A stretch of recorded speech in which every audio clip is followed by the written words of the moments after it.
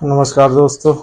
ये 10th class की science में आप केमिस्ट्री में अब तीसरा चैप्टर पढ़ रहे हैं, धातु और अधातु के बारे में, जिसमें आपने पिछली क्लास में सक्रियता श्रेणी और धातु और अधातु क्रियाएं कैसे करते हैं इसके बारे में आपने पढ़ा था।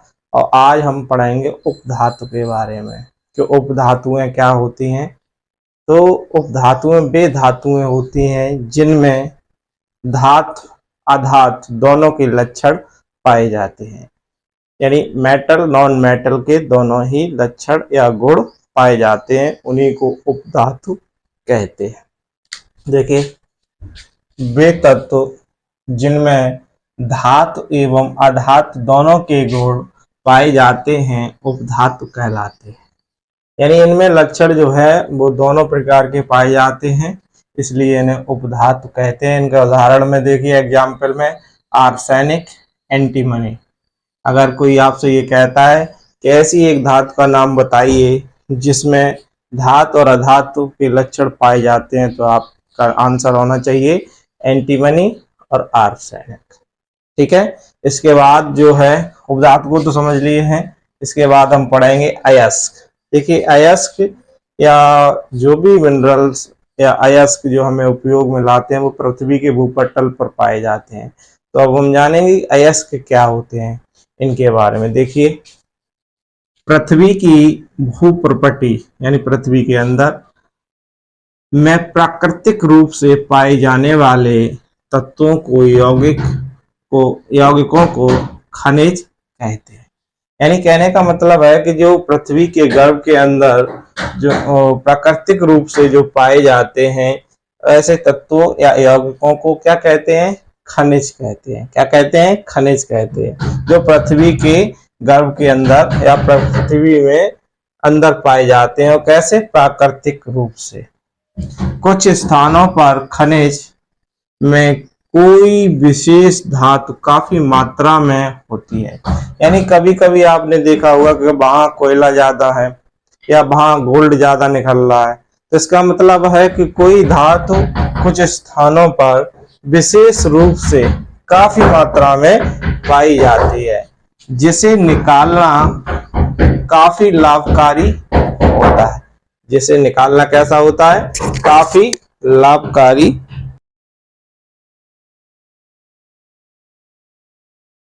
काफी लाभकारी होता है। इन खनिजों को अयस्क कहते हैं। यानी जितने भी अयस्क हैं वो पृथ्वी के अंदर पाए जाते हैं और कोई विशेष स्थान पर, जैसे कि मैंने बताया आपको, कोई विशेष स्थान पर कोयला है, गोल्ड है, प्लेटिनम है, जो अधिक मात्रा में पाए जाते हैं और वो हमारे लिए कैसे हैं? लाभदायक होते हैं। उनको खनिजों को क्या कहेंगे? अयस्क कहते हैं। और जो हमारे लिए निकालना काफी लाभकारी होता है, इन खनिजों को हम अयस्क कहते हैं। समझ में आ गया? दोबारा से समझिए कि पृथ्वी के भूगर्भ में प्राकृतिक रूप से पाए जाने वाले यौगिकों को खनिज कहते हैं। कुछ स्थानों पर कोई विशेष धातु काफी मात्रा में होती है। कोई भी चांदी हो सकती है, गोल्ड हो सकता है, कॉपर हो सकता है, लोहा हो सकता है, काफी मात्रा में होती है, जिसे निकालना हमारे लिए कैसा लाभकारी है। इन खनिजों को अयस्क कहते हैं। ठीक है। अब हम जानेंगे, इसके बाद हम जो पढ़ेंगे वो है भर्जन क्या है। देखिए, भर्जन में अकेले या एक से अधिक पदार्थों को गर्म करना, किसकी उपस्थिति में? ऑक्सीजन की उपस्थिति में। तो देखिए, सांद्रित अयस्क यानी ऐसे अयस्क को लेते हैं, अयस्क को अकेले या किसी अन्य पदार्थ के साथ। कोई हम ऐसा अयस्क लेंगे जो अकेला हो या कोई अन्य पदार्थ मिलकर उसके गलनांक के नीचे वायु को नियंत्रित मात्रा की उपस्थिति में गर्म करने की क्रिया भर्जन कहलाती है। जैसे हमने कोई पदार्थ लिया या कोई हमने पदार्थ लिया, एक है या एक से अधिक है, और हमने उसे गलनांक के नीचे यानी जहां गलता है उसके नीचे हम क्या करते हैं, वायु को नियंत्रित करते हैं, ऑक्सीजन को नियंत्रित मात्रा की उपस्थिति में गर्म किया जाता है, जैसे हम भर्जन कहते हैं। यानी गलनांक जो पदार्थ है एक या एक से अधिक वो पदार्थ है, उसे जब हम गलाते हैं ऑक्सीजन की नियंत्रित मात्रा में, कैसे गलाते हैं, नियंत्रित मात्रा में गलाते हैं, इसी को हम भर्जन कहते हैं। एग्जाम्पल में देखिए, इसमें सल्फाइड अयस्क को वायु की उपस्थिति में, सल्फाइड अयस्क को वायु की उपस्थिति में अधिक ताप पर गर्म करने पर यह ऑक्साइड में परिवर्तित हो जाता है। किसमें परिवर्तित हो जाता है, जब इसे अधिक ताप पर गर्म करते हैं तो यह ऑक्साइड में परिवर्तित हो जाता है। देखिए इसमें क्या है, जिंक सल्फाइड लिया हमने, ZnS लिया और ऑक्सीजन की उपस्थिति ली, तो क्या बना, ऑक्साइड बना। ये धातु ऑक्साइड है, क्या है, धातु ऑक्साइड, धातु ऑक्साइड वैसे कहेंगे जिंक ऑक्साइड। और जो क्या नाम सल्फर है, यानी इसमें हम किसको लेते हैं, गलनांक को, सांद्र अयस्क को लेते हैं, और इसमें जैसे सल्फर है वो सल्फर अलग निकल जाता है, धातु ऑक्साइड अलग हो जाती है। ठीक है, इस प्रकार से हम इससे भर्जन की क्रिया, यानी भर्जन में हम उसके गलनांक को के नीचे हम वायु को नियंत्रित मात्रा में गर्म करते, इसी को हम भर्जन कहते हैं। ये इंपोर्टेंट है, विद्युत अपघटनी परिकर्षण। देखिए इसमें क्या होता है कि धातुओं को, अशुद्ध और शुद्ध धातुओं को इसमें विद्युत अपघटनी द्वारा शुद्ध किया जाता है। इसे देखिए, अनेक धातुओं का परिकर्षण विद्युत अपघटन द्वारा किया जाता है। इसे समझिए, अनेक ऐसी धातुएं हैं जिसे हम शुद्ध रूप में प्राप्त करने के लिए विद्युत अपघटन द्वारा किया जाता है। इसमें अशुद्ध धातु को एनोड, ये है देखिए, अशुद्ध धातु को एनोड तथा शुद्ध धातु को, शुद्ध धातु की परत को कैथोड कहते हैं। यानी कहने का मतलब है अशुद्ध जो धातु है वो एनोड है और शुद्ध धातु कौन है, कैथोड है। यानी इसे लिख लो, शुद्ध धातु, अशुद्ध धातु।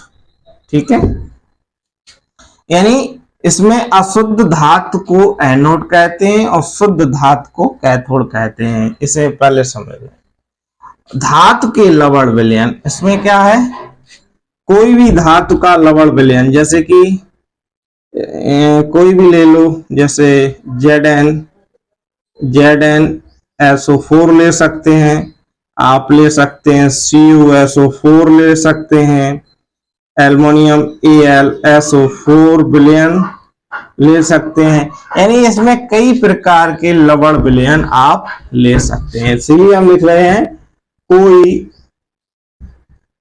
लवण विलयन, कोई लवण विलयन।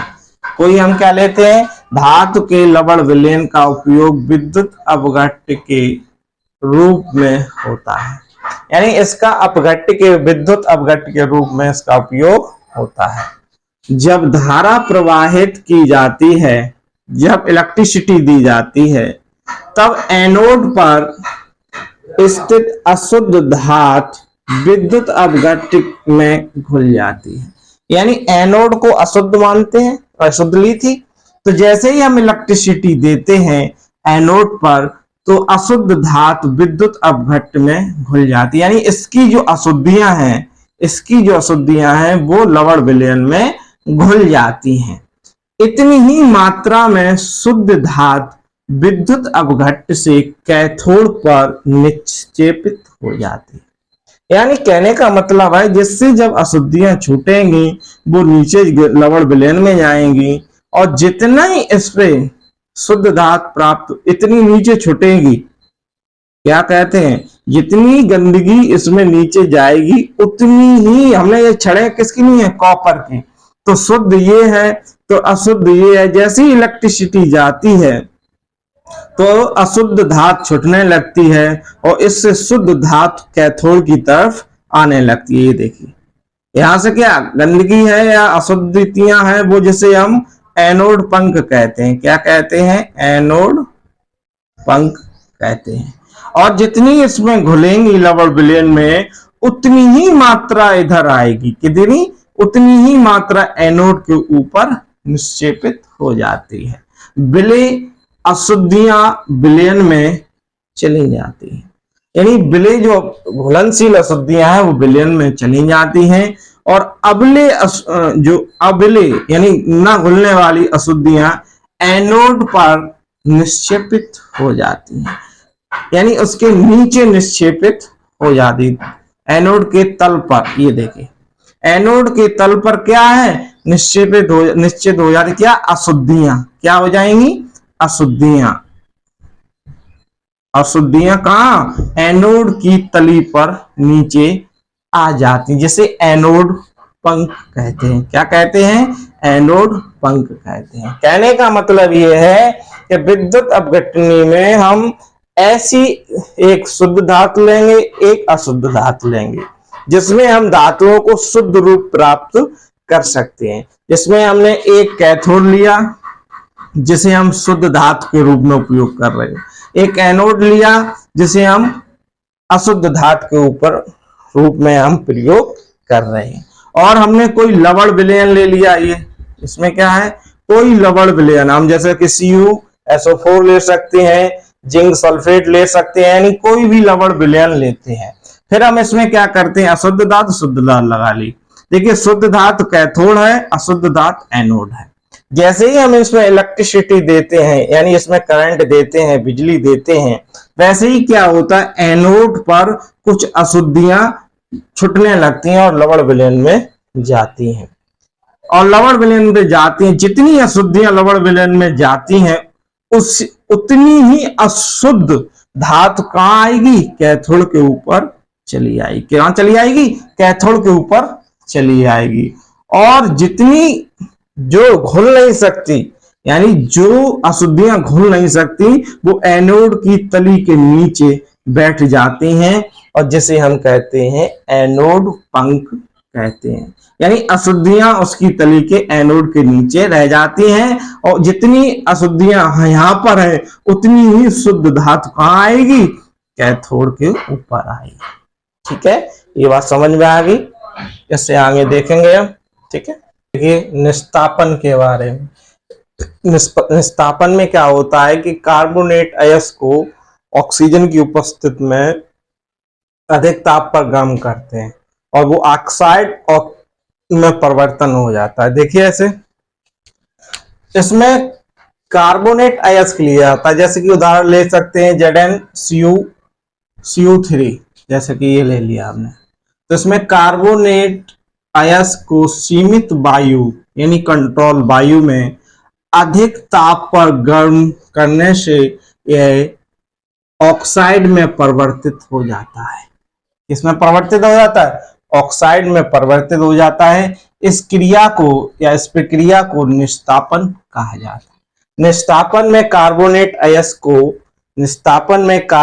अयस्क को सीमित मात्रा में वायु की सीमित मात्रा में अधिक ताप पर हाई टेम्परेचर पर गर्म करते हैं, जिसमें क्या होता है? धातु ऑक्साइड अलग हो जाता है और कार्बन डाइऑक्साइड अलग हो जाता है। किसमें?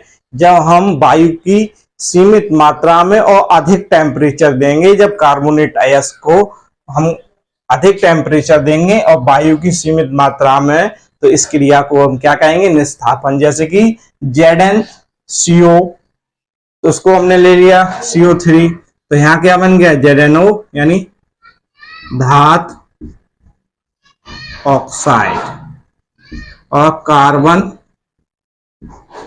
डाइऑक्साइड हमें प्राप्त हो जाए। किसमें? निस्तापन में। यानी निस्तापन में समझ रहे हैं, कार्बोनेट अयस्क को लेते हैं, ऑक्सीजन की उपस्थिति में गर्म करते हैं, धातु ऑक्साइड और कार्बन डाइऑक्साइड हमें प्राप्त होता है। इस क्रिया को क्या कहेंगे? निस्तापन। अब देखिए गालक क्या होता है। गालक को देखिए, वे पदार्थ जो अयस्क में उपस्थित अशुद्धियों के साथ, यानी वे पदार्थ जो अयस्क में उपस्थित अशुद्धियों के साथ उच्च ताप पर क्रिया करके सरलता से गलाकर अलग अलग होने वाले पदार्थों के रूप में दूर होते हैं, गालक कहलाते हैं। यानी कहने का मतलब ऐसे पदार्थ जो अशुद्ध हैं उन्हें हम उच्च ताप पर गर्म करते हैं और वो सरलता से गलकर पदार्थ के रूप में दूर होते हैं, जिन्हें हम गालक कहते हैं। और जो सरलता से अलग होते हैं उन्हें धातुमल कहते हैं। यानी जब कोई अशुद्ध धातु है हम उसे उच्च ताप पर गर्म करते हैं, गर्म करने के बाद वो गल जाता है। गलने के बाद यानी मेटल्स और सॉलिड से किसमें द्रव में बदल जाता है, गलकर अलग होने के वाले पदार्थ के रूप में दूर कर लेते हैं, जैसे क्या कहते हैं, गालक कहते हैं। जो सरलता से अलग होते हैं उन्हें धातुमल कहते हैं। यानी कोई कठिनाई ना हो, जिससे अपने आप पिघल जाए और अलग होने की क्रिया को क्या कहेंगे, धातुमल कहते हैं। यानी गालक में क्या है, वे पदार्थ जो अशुद्धियों के साथ उपस्थित होते हैं और उनकी अशुद्धियां अलग हो जाती हैं और शुद्ध धातु अलग हो जाती है, उसे क्या कहेंगे, गालक कहते हैं। अब देखिए संक्षारण, जिसमें आपने पहले भी चैप्टर में पढ़ा था अब क्रियाओं वाले में, ये क्या है, जब किसी भी धातु की छड़ को खुले आसमान में नमी या आर्द्रता अम्लता की उपस्थिति में जब कोई भी धातु की छड़ आती है तो उसमें परिवर्तन आता है। परिवर्तन आने के बाद जैसे कि हम लोहे की छड़ लेते हैं, खुले आसमान में नमी में छोड़ देते हैं, तो वो कुछ समय बाद उस पर जंग लगने की क्रिया को ही संक्षारण कह सकते हैं। जैसे कॉपर की छड़ पे हरी परत लगना, ये भी संक्षारण का उदाहरण है। इसमें ये पूछना है कि संक्षारण से उपाय बताइए जिससे संक्षारण ना हो सके। देखिए संक्षारण, किसी धातु की छड़ को नम आर्द्रता वाले स्थान पर छोड़ दिया जाता है तो उसमें परिवर्तन आता है जिसे हम संक्षारण कहते हैं। कोई भी छड़ है उसमें जो परिवर्तन, जंग लगना, जैसे लोहे पे कॉपर पे हरी परत चढ़ना, हमने उदाहरण में भी दे दिया। लोहे की छड़ में जंग लगना संक्षारण का उदाहरण है। कॉपर पर हरी रंग की परत लगना संक्षारण का उदाहरण है।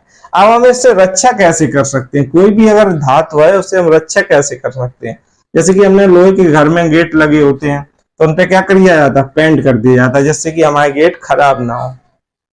नया चीज आता है उसमें तेल लगाकर आप या ग्रीस लगाकर क्रोमियम का लेपन करके मिश्र धातु बनाकर, मिश्र धातु क्या होता है, एक से अधिक धातुओं के मिलन से जो पदार्थ से जो वस्तु बनती है वो गलती नहीं है, सड़ती नहीं है, वो जैसी है वो वैसी बनी रहती है। जस्ते की परत चढ़ाने पर, जैसे लोहे का है ऊपर से जस्ता चढ़ा दिया, जस्ता क्या है, कम क्रियाशील है, धातु जल्दी क्रिया करती है, लेकिन जस्ते में भी परिवर्तन आता है। जैसे कि महिलाएं आभूषण पहनती हैं चांदी के, वो काले पड़ जाते, वो भी संक्षारण का ही उदाहरण है।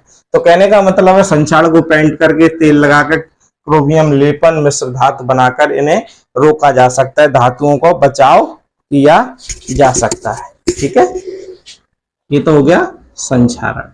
अब हम पढ़ेंगे मिश्र धातु। ये इसमें जैसे ऑब्जेक्टिव टाइप में क्वेश्चन आते हैं कि CuZn जैसे धातु है तो वो पीतल बन गई, CuSn धातु है वो कांसा बन गई, PbSn जो धातु है शोल्डर बन गई। तो मिश्र धातु क्या है, इसे हम जानेंगे। मिश्र धातु दो या दो से अधिक धातुओं के मिश्रण को मिश्र धातु कहते हैं। कहने का मतलब है एक हो सकती धातु, तीन हो सकती, जैसे कि कांसा, कॉपर, टीन, लोहा, जैसे कि सोने की, जैसे कि एक सोने वाला, और देख लेना कि सोने की जब आभूषण बनाए, शुद्ध सोना जो होता है वो 24 कैरेट का होता है। कितना होता है, 24 कैरेट का, और वो इतना नर्म होता है कि उससे आभूषण नहीं बनाए जा सकते हैं। तो सुनार क्या करते हैं, जो सोने के आभूषण को बनाते हैं वो 22 कैरेट में सोना और दो कैरेट चांदी या कॉपर मिला के तब आभूषण बनाए जाते हैं। जिससे क्या होता है कि वो आभूषण मजबूत बनते हैं। अगर उससे तो पहली बात तो बने ही नहीं 24 कैरेट से, तो वो भी मिश्र धातु हो गई। कैसी, कॉपर मिलाया 2 कैरेट और 22 कैरेट क्या है, सोना, तभी वो धात बनेगी। यानी शुद्ध शुद्ध जो सोना है वो 24 कैरेट का है, आभूषण बनते हैं वो 22 कैरेट में बनते हैं। तो ये बात मिश्र धातु की समझिए। 2 या 2 से अधिक धातुओं के मिश्रण को मिश्र धातु कहते हैं, जैसे कि Cu और Zn मिलकर पीतल का निर्माण करते हैं। जैसे कि इस आभूषण बनने वाले कॉपर और सोने, 2 कैरेट पीतल और 22 कैरेट सोना, इससे क्या बनेंगे, आभूषण बनेंगे। तो आज वो चैप्टर तीसरा खत्म होता है, और इस चैप्टर को पसंद आए तो लाइक और शेयर करिए, और चलिए धन्यवाद।